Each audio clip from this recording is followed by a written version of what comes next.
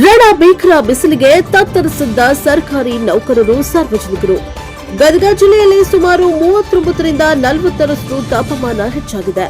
ಬಿಸಿಲಿನ ಹೊಡೆತಕ್ಕೆ ಸರ್ಕಾರಿ ನೌಕರರ ಗೋಳಾಟ. ಗದಗ ಜಿಲ್ಲೆಯಲ್ಲಿ ಬೆಳಗ್ಗೆ 10 ಗಂಟೆಯಿಂದ 5 ಗಂಟೆಯವರೆಗೆ ಕೆಲಸ ಮಾಡ್ತಾ ಇರೋ ನೌಕರರು. ಸರ್ಕಾರ ಉತ್ತರ ಕರ್ನಾಟಕ ಭಾಗದ 9 ಜಿಲ್ಲೆಗೆ ಅವಧಿ ಬದಲಾವಣೆ ಮಾಡಿದೆ. ಗದಗ ಜಿಲ್ಲೆಗೂ ಮುಂಜಾನೆ 8 ಗಂಟೆಯಿಂದ ಮಧ್ಯಾಹ್ನ 1:30ರವರೆಗೆ ಮಾಡಬೇಕೆಂದು ಮನವಿ ಮಾಡಿದ್ರು. ಸಾರ್ವಜನಿಕರಿಗೆ ಬಿಸಿಲಿನಿಂದ ತೊಂದರೆಯಾಗ್ತಾ ಇದೆ. ಬಿಸಿಲಿನಿಂದ ಅನಾರೋಗ್ಯಕ್ಕೆ ತುತ್ತಾಗ್ತಾ ಇದ್ದಾರೆ. ಸರ್ಕಾರ ಕೂಡಲೇ ಗದಗ ಜಿಲ್ಲೆಗೂ ಅವಧಿ ಬದಲಾವಣೆ ಆದೇಶ ಮಾಡಬೇಕೆಂದು ಆಗ್ರಹ.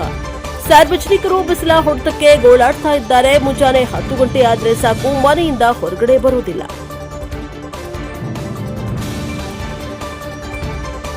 ಬ್ಯೂರೋ ರಿಪೋರ್ಟ್ ಗಣೇಶ್, ಪ್ರಜಾ ಪವರ್ ಟಿವಿ, ಗದಗ.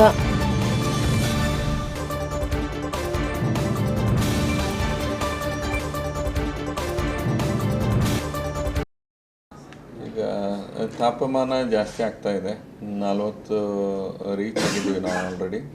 ಈ ಉತ್ತರ ಕರ್ನಾಟಕದಲ್ಲಿ ಎಸ್ಪೆಷಲಿ ಗದಗ, ಬಾಗಲಕೋಟೆ ಮತ್ತು ಗುಲ್ಬರ್ಗ, ರಾಯಚೂರು, ಯಾದಗಿರಿ ಇಲ್ಲೆಲ್ಲ ತಾಪಮಾನ ಜಾಸ್ತಿ.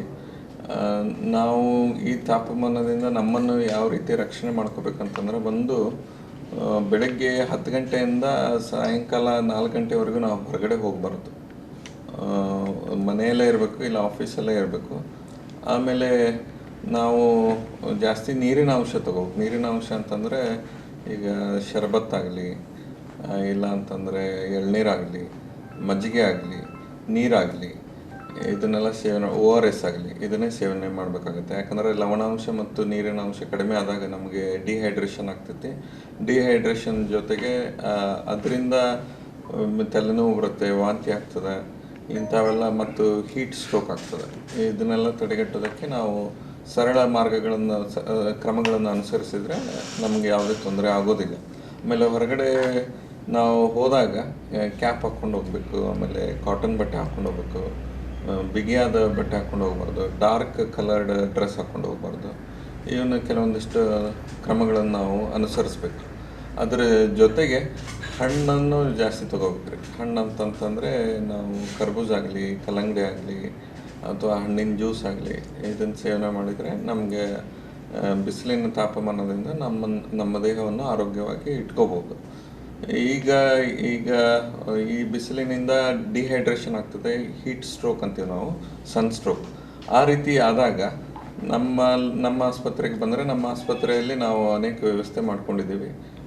ಹೀಟ್ ಸ್ಟ್ರೋಕ್ ಅಥವಾ ಸನ್ ಸ್ಟ್ರೋಕ್ ವಾರ್ಡ್ಗಳನ್ನು ಪ್ರಾರಂಭಿಸಿದ್ದೀವಿ.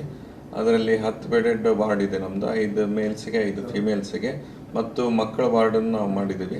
ನಮ್ಮಲ್ಲಿ ಎಲ್ಲ ಔಷಧಿಗಳು ಇದೆ ಮತ್ತು ಎಲ್ಲ ಸಿಬ್ಬಂದಿಗಳು ಹೀಟ್ ಸ್ಟ್ರೋಕನ್ನು ನಿರ್ವಹಣೆ ಮಾಡೋದಕ್ಕೆ, ಆರೈಕೆ ಮಾಡೋದಕ್ಕೆ ಸನ್ನದ್ಧರಾಗಿದ್ದಾರೆ. ಯಾವುದೇ ಥರದ ತೊಂದರೆ ಆಗೋದಿಲ್ಲ. ಸಾರ್ವಜನಿಕರು ಹೆದರಬಾರ್ದು ಅಷ್ಟೇ.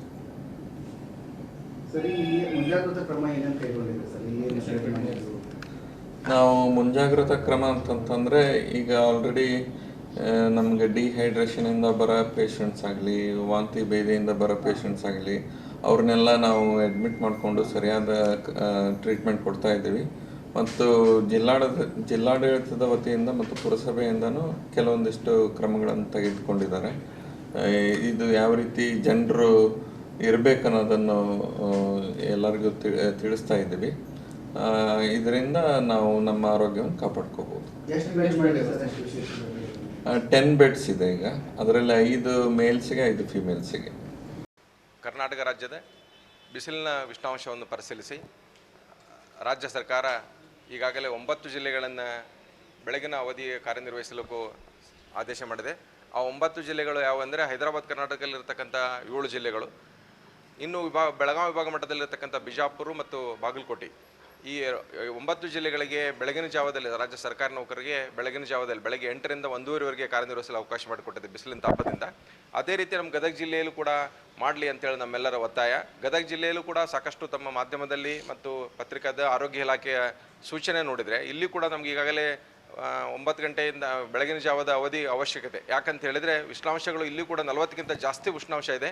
ಸಾಕಷ್ಟು ಬಿಸಿಲಿನ ಬಾಧೆ ಇದೆ. ಈ ಬಾಧೆಯಲ್ಲಿ ಕಾರ್ಯನಿರ್ವಹಿಸೋದು ಕಷ್ಟ ಆಗುತ್ತೆ ಅನ್ನೋ ಹಿತದೃಷ್ಟಿಯಿಂದ ರಾಜ್ಯ ಸರ್ಕಾರಿ ನೌಕರರು ಎಲ್ಲರೂ ನಮ್ಮ ರಾಜ್ಯ ಉಪಾಧ್ಯಕ್ಷರು ಜಿಲ್ಲಾ ಅಧ್ಯಕ್ಷರಾದಂಥ ಬಸವರಾಜ್ ಬಳ್ಳಾರಿ ಅವರನ್ನು ಎಲ್ಲ ನೌಕರರು ಬಂದವರು ಭೇಟಿಯಾಗಿ ನಮ್ಮನ್ನು ಕೂಡ ಬೆಳಗಿನ ಜಾವದ ಅವಧಿ ಮಾಡಿರಿ, ಯಾಕಂತ ಹೇಳಿದರೆ ಮಹಿಳಾ ನೌಕರರಿಗೆ ಭಾಳ ತೊಂದರೆ ಆಗ್ತಾಯಿದೆ. ಎಸ್ಪೆಷಲಿ ತಾಯಿಯಂದಿರತಕ್ಕಂಥ ಮಹಿಳಾ ನೌಕರರು ಮಗುವನ್ನು ಬಿಟ್ಟು ಇಲ್ಲಿ ಕಾರ್ಯನಿರ್ವಹಿಸೋದು ಭಾಳ ಕಷ್ಟ ಆಗುತ್ತೆ ಅಂತೇಳಿ ಎಲ್ಲರೂ ವಿನಂತಿ ಮಾಡಿಕೊಂಡಾಗ ಎಲ್ಲ ರಾಜ್ಯ ಸರ್ಕಾರ ನೌಕರರ ಒಂದು ನಿಯೋಗವನ್ನು ತೊಗೊಂಡು ನಮ್ಮ ಅಧ್ಯಕ್ಷರು ಮಾನ್ಯ ಜಿಲ್ಲಾಧಿಕಾರಿಗಳ ಮನವಿ ಸಲ್ಲಿಸಿದ್ವಿ. ಮಾನ್ಯ ಜಿಲ್ಲಾಧಿಕಾರಿಗಳು ಕೂಡ ಸೂಕ್ತ ಸ್ಪಂದಿಸಿ ನಿಮ್ಮ ಬೇಡಿಕೆ ಸೂಕ್ತವಾಗಿದೆ ಅಂಥೇಳಿ ಈಗಾಗಲೇ ಆ ಬೇಡಿಕೆಯನ್ನು ರಾಜ್ಯ ಸರ್ಕಾರಕ್ಕೆ ಪ್ರಸ್ತಾವನೆ ಸಲ್ಲಿಸಿದ್ದಾರೆ. ಅಲ್ಲಿಯೂ ಕೂಡ ಅಲ್ಲಿಂದ ಆದೇಶ ಆಗ್ಬೋದು ಅಂತ ನಮ್ಮ ಆಶೆ ಇದೆ. ಎಲ್ಲ ಆ ನೌಕರರ ಆರೋಗ್ಯದ ಹಿತದೃಷ್ಟಿಯಿಂದ ನಮಗೂ ಕೂಡ ಬೆಳಗಿನ ಜಾವ ಬೆಳಗ್ಗೆ 8 ಗಂಟೆಯಿಂದ 1:30ವರೆಗೆ ಕಾರ್ಯನಿರ್ವಹಿಸಲು ಅವಕಾಶ ಮಾಡಿಕೊಟ್ರೆ ಒಳ್ಳೆಯದಾಗುತ್ತೆ ಅಂತೇಳಿ ತಮ್ಮ ಮೂಲಕ ರಾಜ್ಯ ಸರ್ಕಾರನೂ ವಿನಂತಿ ಮಾಡ್ಕೋತಾ ಇದ್ದೀವಿ.